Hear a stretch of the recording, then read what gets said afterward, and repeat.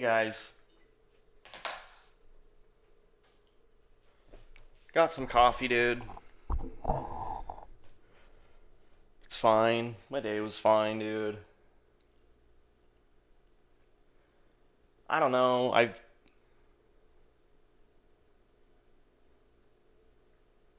been thinking about something lately. Well, one second.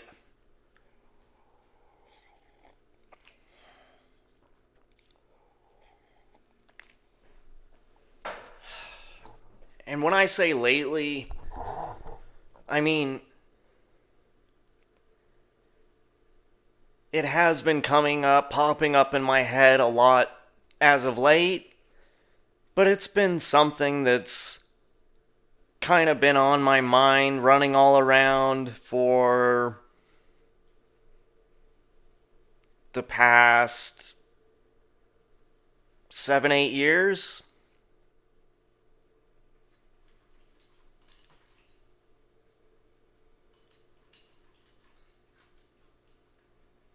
No.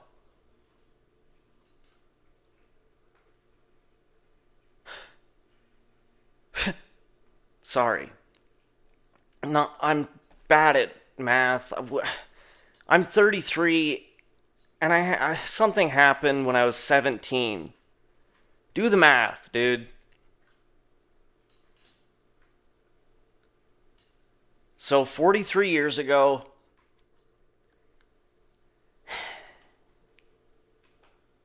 I'm sorry, I shouldn't even. I actually have to talk about something that's kind of serious. I shouldn't even be starting like that, dude. Because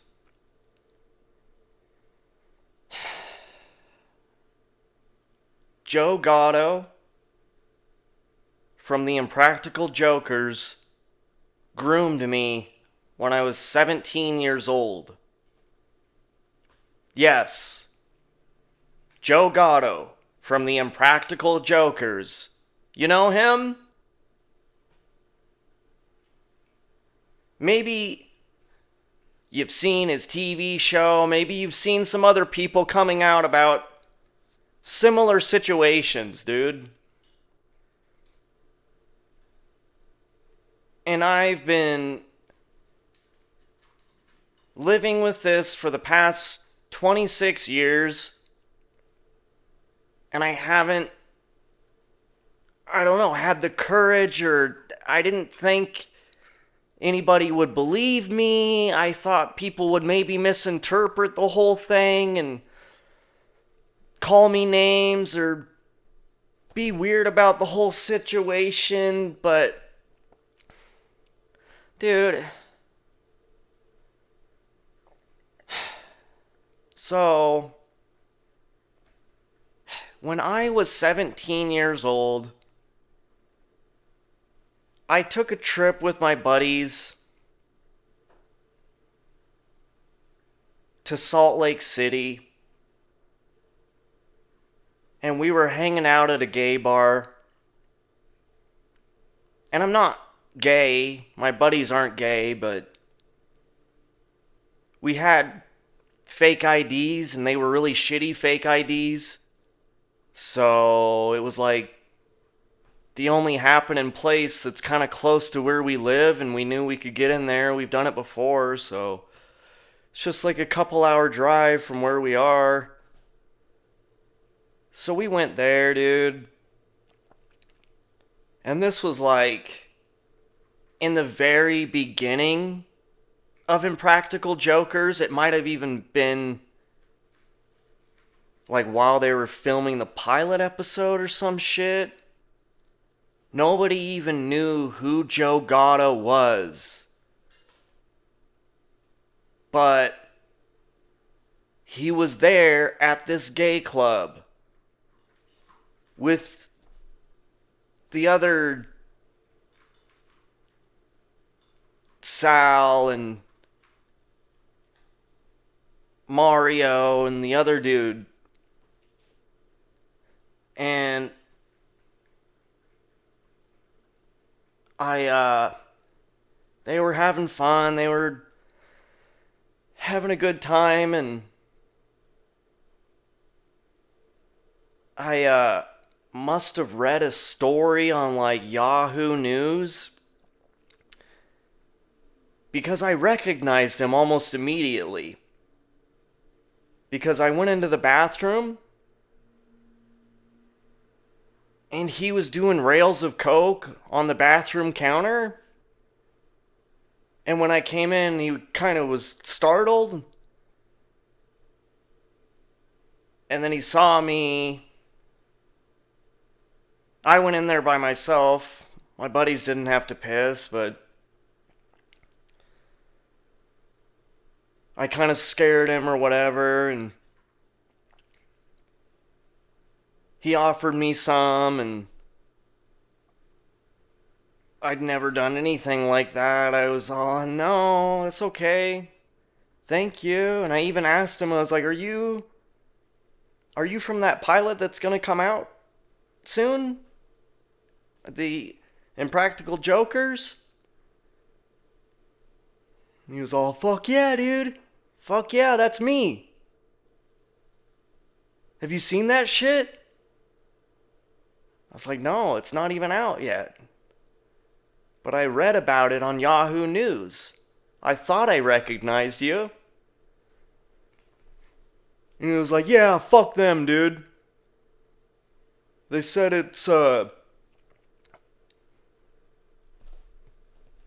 they gave it a bad review or wrote some bad shit about it. He was all pissed off and he was doing another line, and I was actually getting a little worried because he was really like aggravated and really excited, and he was kind of freaking me out. And he was like, you come here often? I was like, no, I'm from out of town. I live over in Idaho, but me and my buddies just come here to have a few drinks and have some fun. And he was like, oh, right on, right on. He was like, hey, you want to come out to my car real quick? He was like, I got some weed in there if you want to do that.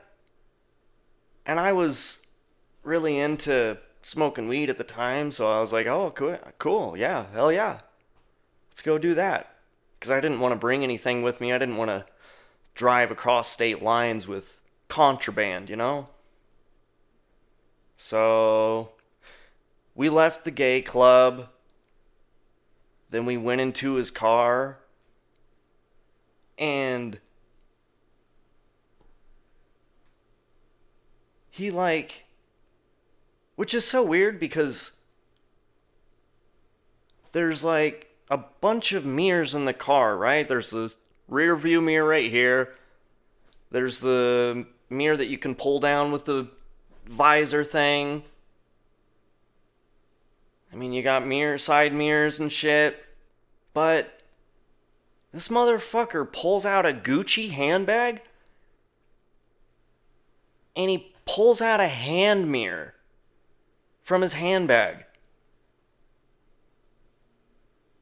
And he like, well, at first he was like checking his nose to make sure there was no powder and shit on it. And then he was like fixing his hair and like looking at himself and like psyching himself up and shit. I'm like, oh, okay. It's really weird, dude.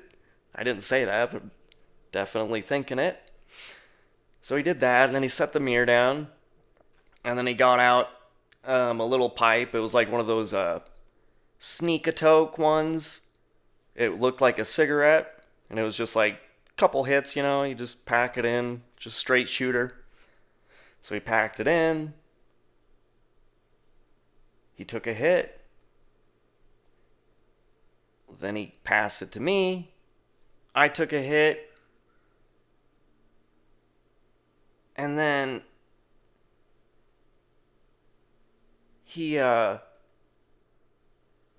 I took the hit, I gave it back to him, And then he was starting to load it back up again. And he was like, hey man, so this might sound really weird, but I really like your hair. And I actually had a perm at the time too. And I had like highlights in it, and my roots were all dark. It was like brown on the roots, and then it was like highlights on top and shit. It looked really cool. But he was like, I love your hair, dude. That looks fucking awesome. And then he got the hand mirror out again, and he was looking at his hair and shit, and he started like doing his hair and like running his hand through his hair and shit. He was like, yeah, I wish I had a head of hair like that. That looks dope, dude. I'm like, yeah, thanks, man. Yeah, I love it. And he was like, so this might sound a little weird, but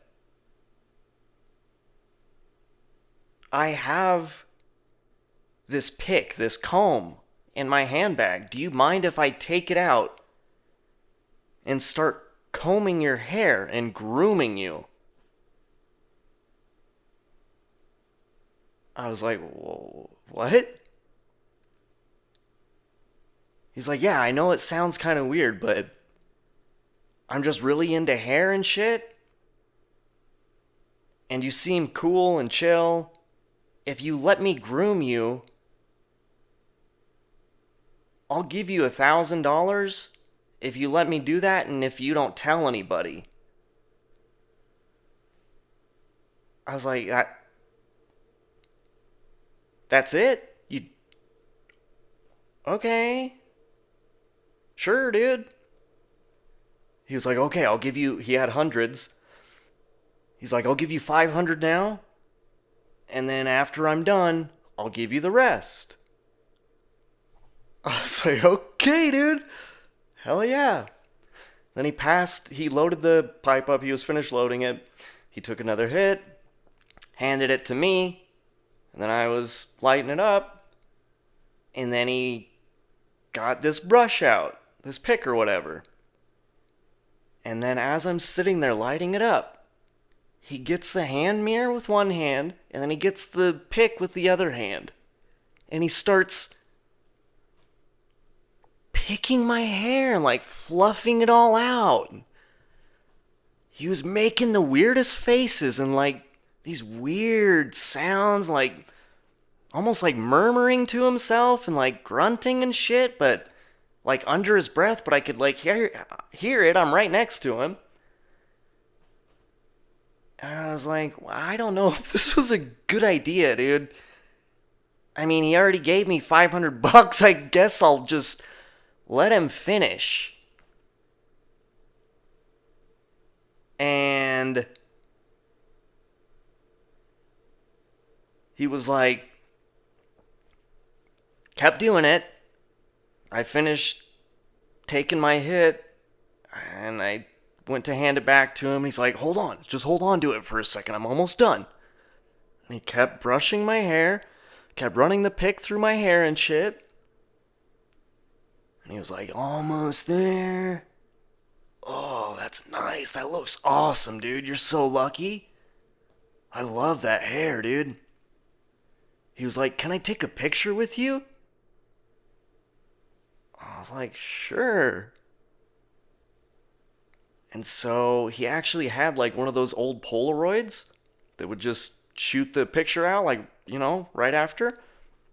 And so he's all getting next to me and like taking selfies and shit. And he was like, so I have the other 500 and I'll give it to you, like I said.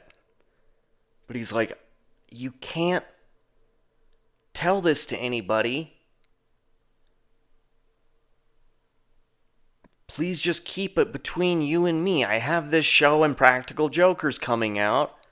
I don't want it to be like this weird thing. I don't even want people to know I was at a gay club. I'm like, okay. I mean, I guess so. He was like, hey, I'll make you a deal. I'm gonna have, in about 15 years, I am going to have a like carnival cruise type of show with all my friends from Impractical Jokers, and we're going to be like a comedy show on the boat with the cruise ship for all the guests. If you can keep this secret up until then, I'll give you another $1,000 and I'll give you a free cruise, a full week pass for you and two of your friends. I was like, okay, yeah, dude, deal. He's like, hell yeah. Hell yeah, dude. Thank you so much. He gave me the 500, and then I was weirded out. I was like, all right, dude. Do you want like my contact info or he was like, just write your name down. I'll look you up on Facebook. I was like, okay. So I did it. And then I got out of the car, went back into the gay club, and never saw him again.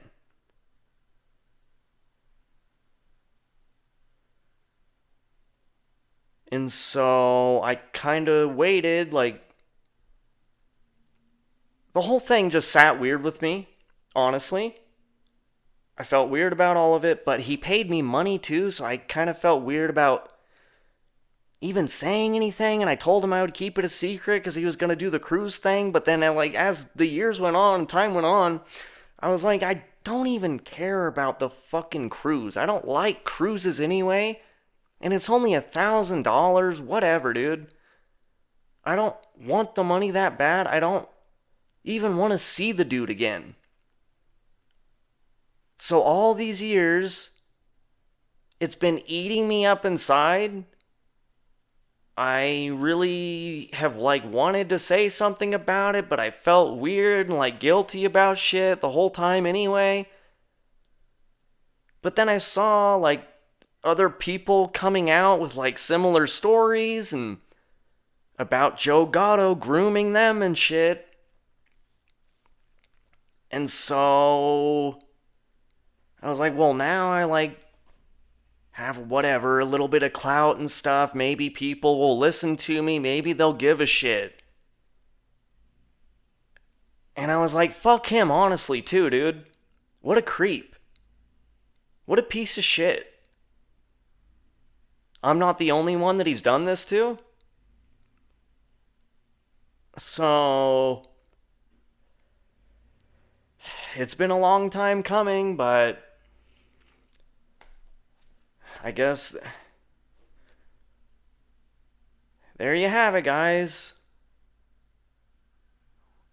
That's my story. That's my truth. 23 years ago, when I was 17 years old, Joe Gatto from Impractical Jokers groomed me.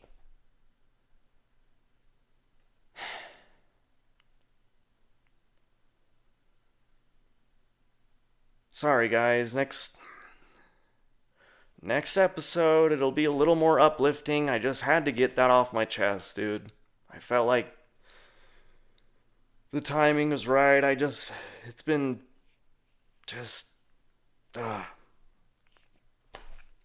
Anyway, alright, guys. Thanks for stopping by. Grizzly Martian out. Fuck you, Joe Gatto. Peace.